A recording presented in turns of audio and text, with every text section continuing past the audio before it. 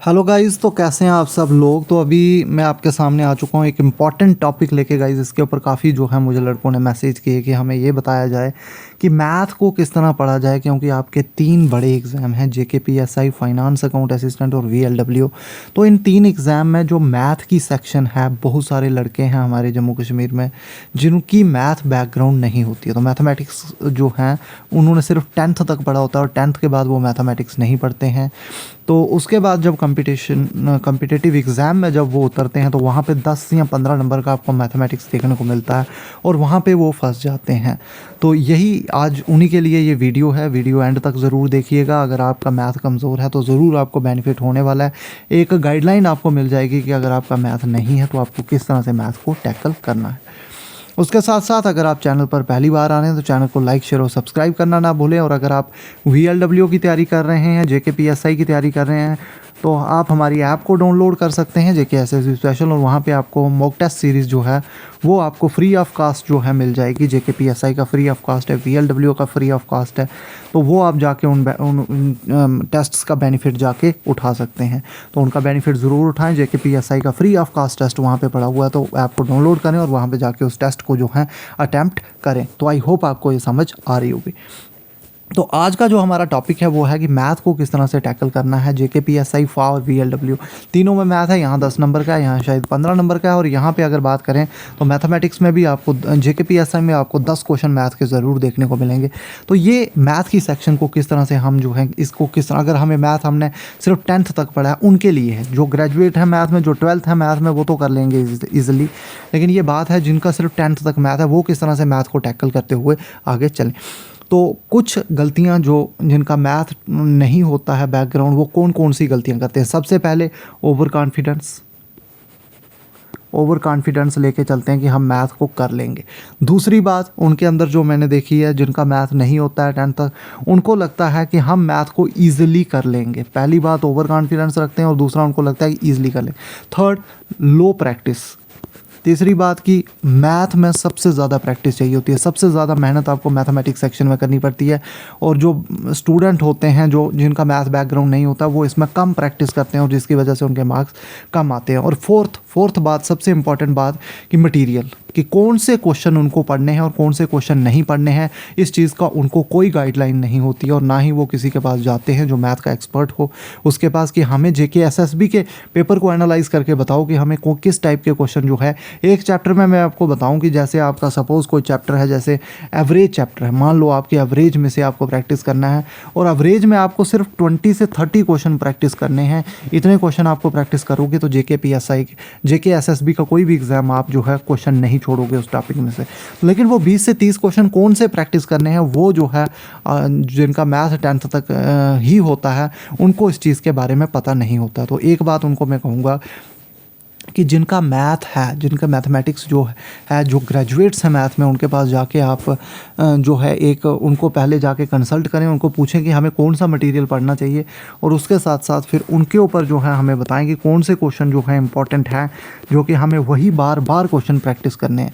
तो यही मैं एक चीज़ कहूँगा कि आप मोस्ट इंपॉर्टेंट हर चैप्टर में से 30 क्वेश्चन उठा लें, उन 30 क्वेश्चन को बार बार प्रैक्टिस करें, ताकि आप जब 6 से 7 बार उनको प्रैक्टिस करेंगे तो वो क्वेश्चन आपको ऑटोमेटिकली ऐसे वो मेथड आपको पता लग जाएगा। उस टाइप का क्वेश्चन जब आपको पेपर में आएगा तो उस क्वेश्चन को आप नहीं छोड़ोगे। और मैं आपको बता दूं कि मैथ में कोई आपको 100 से 150 क्वेश्चन हर टॉपिक पर प्रैक्टिस नहीं करना है, बल्कि आप 30 क्वेश्चन भी अच्छे से बार बार प्रैक्टिस करोगे तो उसका बेनिफिट आप ज़रूर देखने को मिलेगा। तो यही मैं आपको कहना चाहूँगा कि एक प्रॉपर गाइडलाइन के साथ अगर आपका 10th तक ही मैथ है तो आप तब भी मैथ को सीख सकते हैं। पहले नंबर में आपको बता दूं कि मैथ को आप तब भी सीख सकते हैं, लेकिन आपको ये पता होना चाहिए कि मुझे कौन से क्वेश्चंस को ज़्यादा प्रैक्टिस करना है और कौन से क्वेश्चन को मुझे प्रैक्टिस नहीं करना है। क्योंकि हर तरह का क्वेश्चन जेकेएसएसबी अब इतना बड़ा क्वेश्चन नहीं पूछेगी, वो बिल्कुल छोटा सा एक कंसेप्ट आपका टेस्ट करेगी।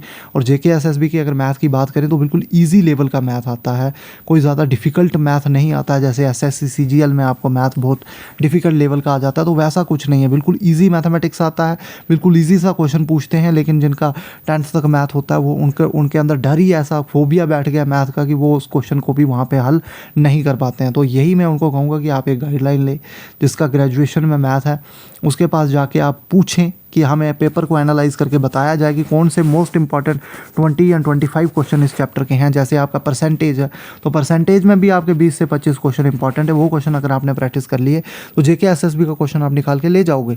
लेकिन उनको बताया जाता है कि आपको 100 से 150 क्वेश्चन प्रैक्टिस करना है और उसके बाद भी गारंटी नहीं है कि आप पेपर में सवाल जो क्वेश्चन है उसको कर पाओगे, नहीं कर पाओगे। तो इसलिए उस परेशानी में फंस के जो है एक नॉन बैकग्राउंड जिसकी है मैथ की बैकग्राउंड नहीं है, तो वो परेशानी में आके मैथ की सेक्शन को ही छोड़ देता है और उसकी जॉब जो है उसके हाथ से निकल जाती है।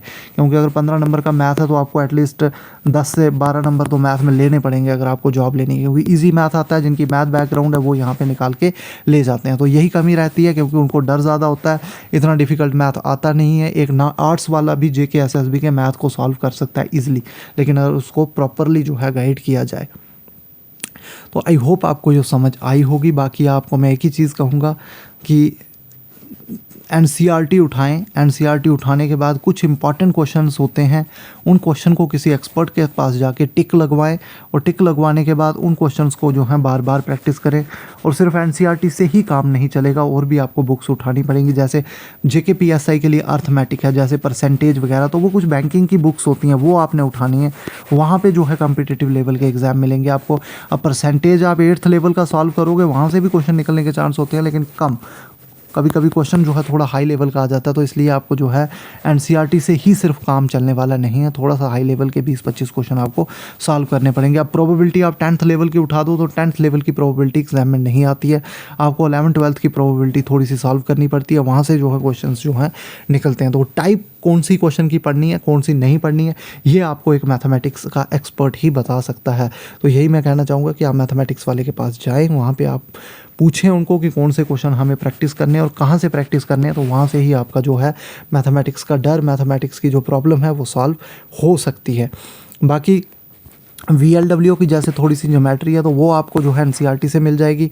जेके पीएसआई का सारा मैथ जो है आपको एटलीस्ट कोई कॉम्पिटिटिव एग्जाम की बैंकिंग की बुक लेनी पड़ेगी, क्योंकि उसमें परसेंटेज है, रेशो प्रोपोर्शन है, तो वो आपको वहाँ पे ही मिलेंगे। बाकी जैसे फाइनेंस अकाउंट असिस्टेंट का मैथमेटिक्स है तो सिंपल कंपाउंड तो आपको मिलेगा, वो तो 8th की बुक में मिल जाएगा, लेकिन उसके बाद आप कॉम्पिटिटिव लेवल की एग्ज़ाम की बुक भी आप ले सकते हैं। और उसके बाद आपका जो बाकी टॉपिक्स हैं वो आपको 11th-12th के मैथमेटिक्स में मिलेंगे फाइनेंस अकाउंट असिस्टेंट के। तो आई होप आपको ये समझ आई होगी। वेक्टर्स वगैरह आपको वहाँ से मिलने वाले हैं। तो वो एक आप हर चैप्टर में आपको अब 100 से 150 क्वेश्चन नहीं, मैं कह रहा हूँ कि सिर्फ 20 से 25 क्वेश्चन ही आपको सॉल्व करने होते हैं हर चैप्टर में, लेकिन उनको बार बार सॉल्व करें ताकि आपकी एक हैबिट बन जाए और उस क्वेश्चन के लिए अपने आप को माइंड को ट्रेन कर लें अच्छे से। तो आई होप आपको ये समझ आई होगी। बाकी अगर कोई प्रॉब्लम है तो टेलीग्राम पे आप मुझे मैसेज कर सकते हैं, टेलीग्राम का लिंक जो है मैं डिस्क्रिप्शन में डाल दूंगा। बाकी अगर टेलीग्राम में हम क्वेश्चंस भी डाल सकते हैं तो उनका बेनिफिट भी आप वहाँ से उठा सकते हैं। तो मिलते हैं नेक्स्ट वीडियो के साथ, तब तक के लिए थैंक यू गाइस।